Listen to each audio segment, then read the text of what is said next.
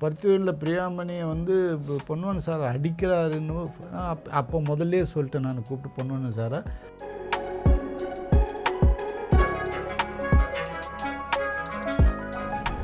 ஆயிரத்தி கதை கேட்டபோது எப்படி இருந்தோம்? நான் இந்த கதையை கேட்ட உடனே நான் செல்வாட்ட கேட்டேன், செல்வா எவ்வளோ நாள் செல்வா ஷூட்டிங் அப்படின்னு. 55 நாள் அப்படின்னு நான் சொன்னேன்.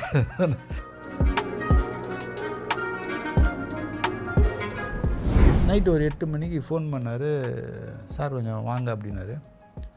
சரின்னு போனேன். போனவுடனே அந்த சாங்கு போடுங்க அப்படின்னா சாங்கு போட்டு பார்த்துட்டு அப்படியே ஒன்றும் பேசலை, அப்படியே சிகரெட் பிடிச்சிட்டு அப்படி வெளியே வந்தார்.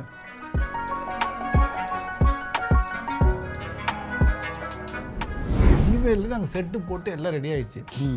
யானைங்க திடீர்னு வந்து மொத்த செட்டையும் உருட்டி போட்டு வந்துச்சு. கிட்டத்தட்ட 42 லட்ச ரூபா செட்டு போட்டு வச்சுருக்கோம்.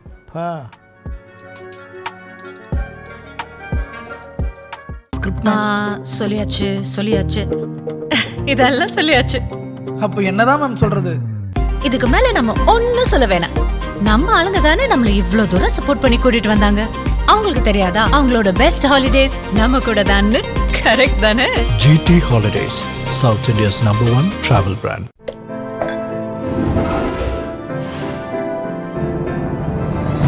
Chai with Chitra.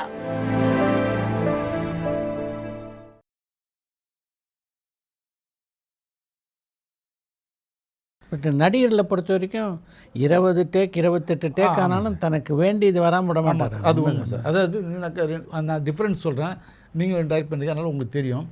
அமீர் வந்து நீ டைலாக் என்ன வேணால் மாற்று, ஆனால் நான் சொல்ல வேண்டிய விஷயத்த கரெக்டாக அந்த கண்டென்ட்டை கொடுத்துரு. இப்போ பருத்திவேலினை போதும் அந்த வயசான பாட்டிங்க வராங்க, வந்தவொடனே இப்போ நம்ம சொல்ல டைலாக் அவங்களுக்கு புரியல. அப்போ இப்போ அந்த பாட்டிக்கிட்ட வந்து அமீர் பாட்டி இந்த மாதிரி உன் பேரன் இப்படி ஒன்று பண்ணானாக்கா என்ன பண்ணுவான்னு அந்த அம்மா திட்டுறாங்க. இதுதான் எனக்கு வேணும், இதில் இந்த வார்த்தையை போட்டுக்கோ அப்படின்னு சொல்லி அந்த செல்வாக்கிட்ட என்ன எழுதணும் அது வரணும். முடிஞ்சது. ஒரு வார்த்தை தப்புன்னா பேப்பர் பறக்கும். ஸோ அதில் அந்த மாதிரி அதே மாதிரி ஆக்ட் பண்ணும்போது மிஸ்டேக் பண்ணிங்கனாக்கா ஒன் மோர் போனான்னாக்கா அவர் என்ன சொல்லி திருப்பி அதே மிஸ்டேக் பண்ணாத, வேறு மிஸ்டேக் பண்ணு, அது எனக்கு பிரச்சனையே இல்லை. எத்தனை திருத்தம் சொன்னதுக்கப்புறம் அதே திருப்பி அந்த தப்பு பண்ண அருமையான விஷயம் அப்படின்ற ஒரு விஷயம் சொன்ன. இதுதான் சார் அவங்க 2 பேருக்குள்ள. ஆனால் 2 பேருமே டேக் நிறையா வாங்குவாங்க, புரியுதுங்களா? வித்தியாசம் இதுதான், இவங்க 2 பேருக்குள்ளே வித்தியாசம். என் டைலாக் நீ மாற்றவே கூடாது. தப்பு பண்ணியா ஒன்மோர் போகிறோமா ஒன்றும் பிரச்சனை இல்லை, இன்னொரு டேக் போகலாம், இன்னும் 4 டேக் போகலாம், இன்னும் 10. ஆனால் வேறு தப்பு பண்ணு, அதே தப்பு பண்ணாத. நல்ல லாஜிக். கரெக்டு. கிட்டத்தட்ட இந்த பார்த்திபன் சார் கழுத்து அந்த 28 டேக் போனோம். அப்பா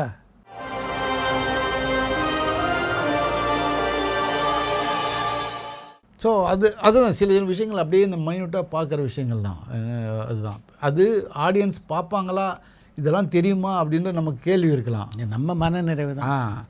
அதுதான் விஷயம். ஒன்று எனக்கு இப்போ நம்ம வந்து பருத்திவேலில் பிரியாமணியை வந்து பொன்வண்ணன் சார் அடிக்கிறாருன்னு அப்போ முதல்லே சொல்லிட்டேன். நான் கூப்பிட்டு பொன்வண்ணன் சாரை, சார் ஒரே அடி கரெக்டாக அடிச்சிருங்க, இல்லைன்னா அந்த பொண்ணு அடி வாங்கிட்டே இருக்கும், டேக் மேலே டேக் போயிட்டுருப்போம், அதனால் பார்த்துக்கோங்க சார், ஒரு அடி அடிச்சிருங்க. அவர் இப்படின்னாரு, அடிபற்றக்கூடாதுன்ட்டு. ஒன் மோர் இப்படி ஒன்று. அப்புறம் கொஞ்சம் கொஞ்சமாக ஃபோர்ஸ் ஆரம்பிச்சிது. அப்போ 3வது டேக்கு மேலே என்ன ஆகிடுச்சு, இவரை கையை ஓங்குறாருன்னு கண்ணு சிமிட்டாமிச்சு. ஸோ அப்போ ஆன்டிசிபேட் பண்ணுற அடிக்க போகிறான்னு. ஆமாம். அப்போ அதுதானே பிரச்சனை. அப்போ ஆடியன்ஸுக்கு அவன் என்ன யோசிப்பான். கரெக்ட். இதெல்லாம் தான் பிரச்சனை. இப்போ இதனால அது டேக்கு போகுது. அவரும் டேக் நிறையா போனார், அடி மேலே அடி பொண்ணு வாங்குச்சு.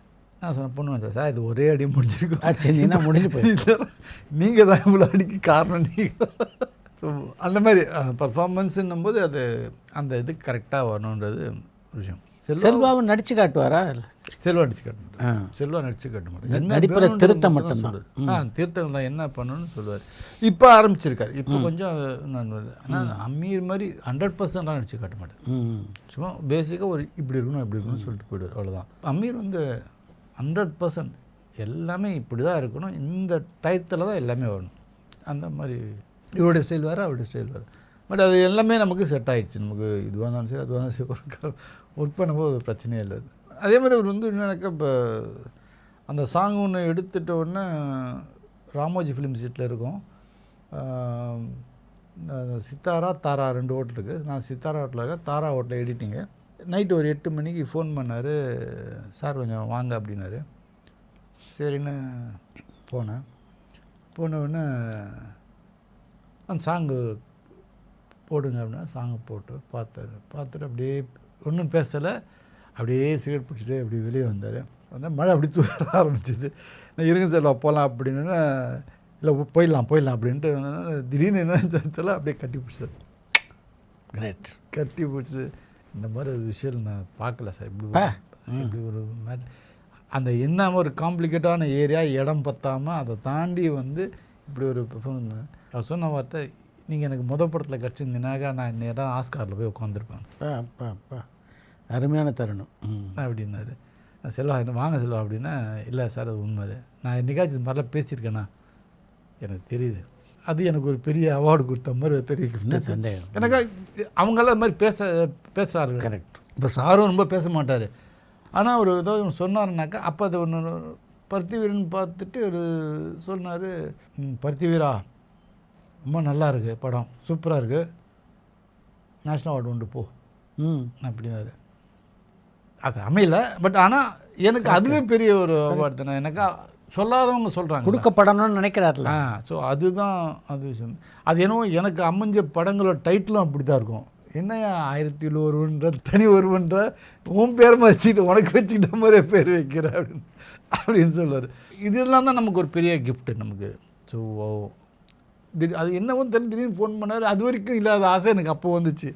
ஓ நமக்கு நேஷனல் பண்ணுறதுக்கு வந்திருக்காருன்னு. 1001 கதை கேட்டபோது எப்படி இருந்தது உங்களுக்கு? நான் ஆக்சுவலாக வந்து இன்னும் சார் 2001 வந்து ஒரு ஹிந்தி படம் ஒன்று பண்ணுறதா இருந்தேன் சார்.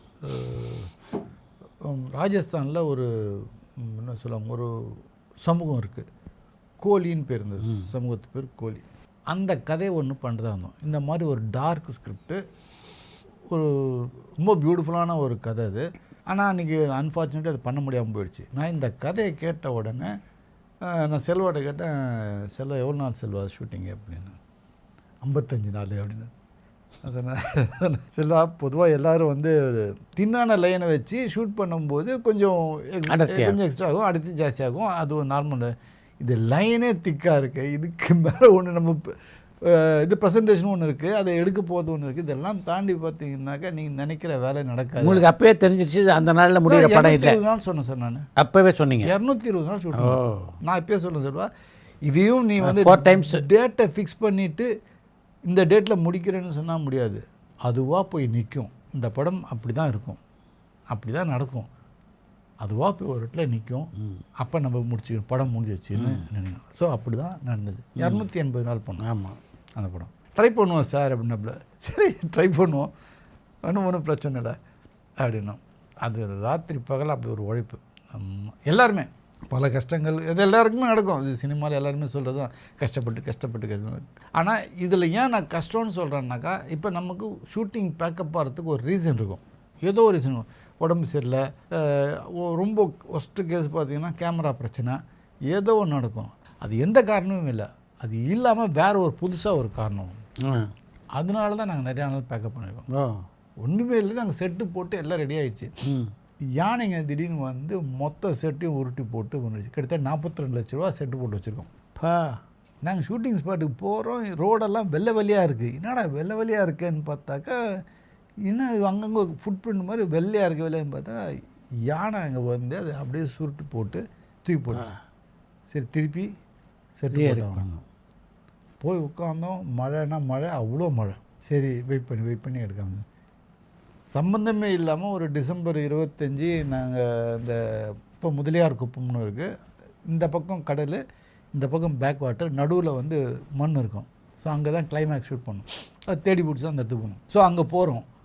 டிசம்பர் 25 நல்லா ஞாபகம் இருக்குது. கிறிஸ்மஸ் அன்னைக்கு ஏதோ ஒரு மெசேஜ் வந்திருக்கு, பைபிளில் சொல்லியிருக்கு இன்றைக்கி சுனாமி வரும்னு சொல்லியிருக்குன்னு சொல்லிட்டு ஏதோ ஒரு மெசேஜ் பாஸ் ஆகிருக்கு.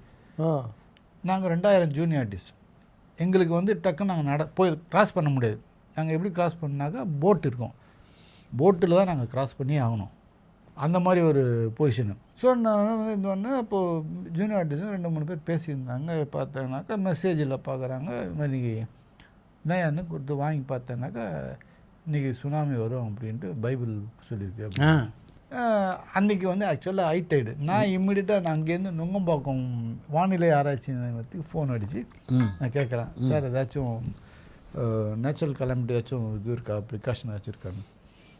ஒன்றும் இல்லை சார், நீங்கள் எங்கே இருக்கீங்க அப்படின்னு. ஒரு மாதிரி முதலியார் கப்பத்தில் நடுவில் இருக்கும், இந்த பக்கம் இந்த பக்கம் இருக்கணும். இல்லை சார் ஹைடைடு தான் சார், மற்றபடி வேறு ஒன்றும் பயப்படுறதுக்கு அவங்களுக்கு இண்டிகேஷன் இல்லை. வெறும் ஹைடைடு தான் சார் இருக்கும் நார்மலாக, மற்றபடி ஒன்றும் பயப்படுறதுக்கு ஒன்றும் இல்லைன்னு. தண்ணி கொஞ்சம் வருது. ஸோ இவங்க என்ன பண்ணிட்டாங்க, இது சிங்க் பண்ணிட்டாங்க. சுனாமியும் இந்த தண்ணியும் சிங்க் பண்ணிட்டாங்க. அப்போ தான் ஒரு 7-7:30 மணிக்கு தான் நைட் ஷூட்டுது. 7 மணிக்கு தான் எல்லோரும் வந்து, ஏன்னா 2000 ஜூனியர் ஆர்டிஸ்ட்டு எல்லாரையும் போட்டில் கொண்டு, அவ்வளோ போட்டும் கிடையாது. அப்படி கொஞ்சம் ஹைடைடில் கொஞ்சம் வருது. இந்த மக்கள் இப்படியே பேச ஆரம்பிச்சிட்ருக்காங்க. எனக்கு என்னன்னாக்கா லைட் ஆஃப் பண்ணிட்டோன்னாக்கா யார் எங்கே இருக்கான்னு தெரியாது. இந்த பக்கமும் தண்ணி, இந்த பக்கமும் தண்ணி, ரிஸ்க்கு. அதனால் என்ன பண்ணேன், செல்வாட்ட கிட்ட வந்து நான் மேனேஜர் மட்டும், ப்ரொடக்ஷன் மேனேஜர் மட்டும் கூப்பிட்டு போட்டெல்லாம் அப்படி மறைச்சி ஓரமாக வச்சிரு, எல்லா போட்டும் கொண்டு வந்து இங்கே வைக்கணும் சார், எல்லா போட்டும் அங்கே இருக்கு, கொண்டு போய் எல்லாத்தையும் கொண்டு வந்து எல்லாத்தையும் இந்த போய் ஓரமாக வை, யாருக்கும் தெரியவானா ஓரமாக வச்சிரு அப்படின்ட்டு எல்லாத்தையும் ஓரமாக வச்சிடும். சரி, ஒரு 9 மணிக்கு செல்வா கூப்பிட்டு, செல்வா இந்த மாதிரி ஒரு ரூம் போகுது, சப்போஸ் இந்த ஜூனியர் ஆர்டிஸ்ட்டு கடன்னு பரவுச்சுனாக்கா பேனிக் ஆனாங்கனாக்கா பெரும் பிரச்சனை ஆகிடும், அதனால் பேக்கப் பண்ணிக்கலாம் அப்படின்னு. சார் இப்போ தான் சார் ஆரம்பித்து சூடு பிடிச்சி போகுதுன்னு. இல்லை கரெக்ட் செல்வா, எல்லாம் ஓகே. இல்லை 2000 ஜூனியர் ஆர்டிஸ்ட் வச்சுருக்கோம், பேக்கப் பண்ணணுமா அப்படின்னா. இல்லை செல்வா, பேனிக்கில் ஏதாச்சும் ஆச்சுன்னா நமக்கு பெரிய பிரச்சனை வரும், அதனால் பெரிய கலாமிட்டி ஆகிடும், நீ அதனால் அதை யோசிக்காத, நீ பேக்கப் பண்ணிடு பரவாயில்ல அப்படின்னு சரி பேசிவிட்டு, சரி 2 ஷார்ட்டத்தில் வேணாம், ஹைடைடு இருக்குது, அவங்க இதையும் அதையும் ஒன்றா ஆக்கிடுறாங்க, அதனால் பிரச்சனை வேணாம், நம்ம பேக்கப் பண்ணிடலான்னு. சரி ஓகேன்னு சொல்லி யார்கிட்டையும் சொல்லாமல் பொண்ணு ஒருத்தரையாக கூப்பிட்டு, சரி கிளம்பு. ஏன்னா ஒரே இடத்துல சொன்னாக்கா பேக்கப்னாக்கா எல்லாம் தப்புன்னு ஆகும். அதான் நான் போட்டெல்லாம் வர வச்சுருங்கன்ட்டேன். அந்த போட்டு வந்தோடனே இங்கே என்ன பண்ணிட்டாங்க, நியூஸ் அதுக்குள்ளேயும் உள்ளர பரவிச்சு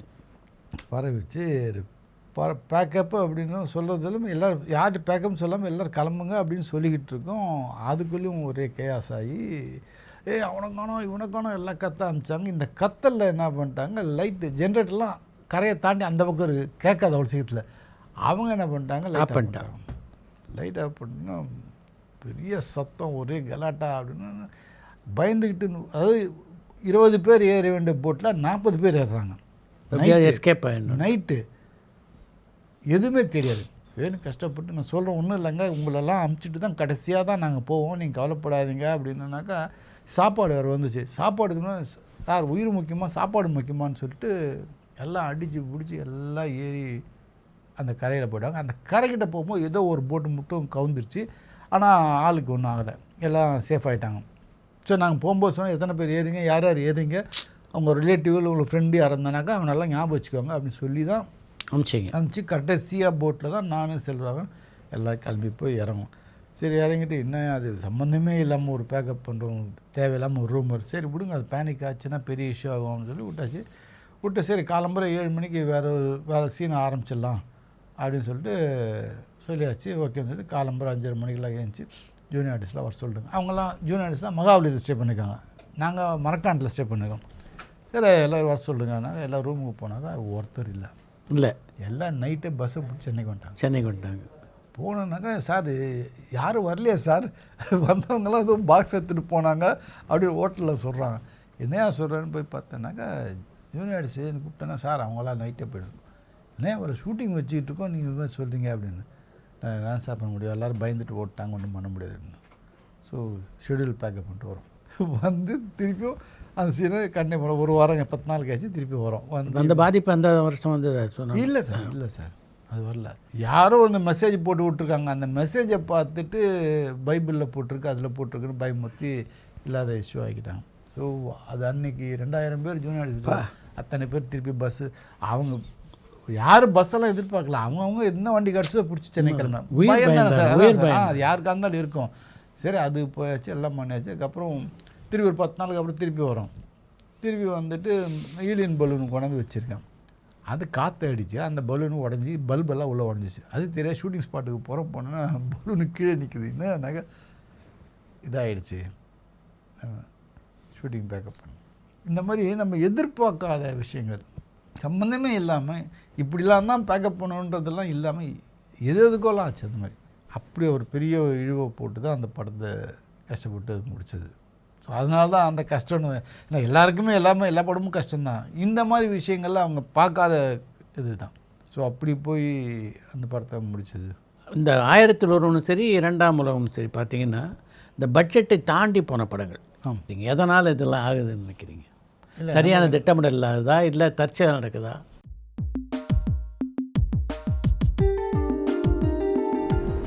22 வருடங்களுக்கு முன்னால் பண்ண மௌனம் பேசியதே இன்றைக்கி மீண்டும் ரசிகர்களால் கொண்டாடப்படுற படமாக இருக்குது. எப்படி இருக்குது உங்களுக்கு? உண்மை சந்தோஷமாக இருக்குது சார். எனக்கா இந்த படத்தில் லைலா இருக்காங்கன்றது யாருக்கும் தெரியக்கூடாது. அதுதான் அந்த என்ன லைலாட்ட முதல்ல சொல்லிட்டாப்ல, ஒன்று நான் எங்கேயுமே ப்ரமோஷனில் நீ இருக்க மாட்டேன்.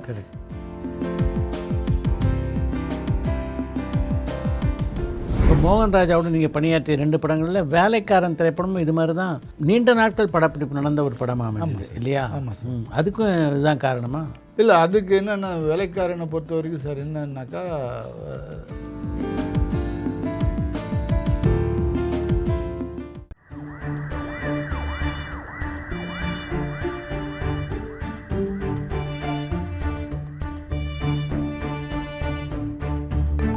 பரபரப்பான சினிமா செய்திகள், நட்சத்திரங்களின் பேட்டிகள், சினிமா வரலாறு ஆகியவற்றை பார்க்கவும் படிக்கவும் உங்களுக்கான இணையதளம் touringtalkies.co.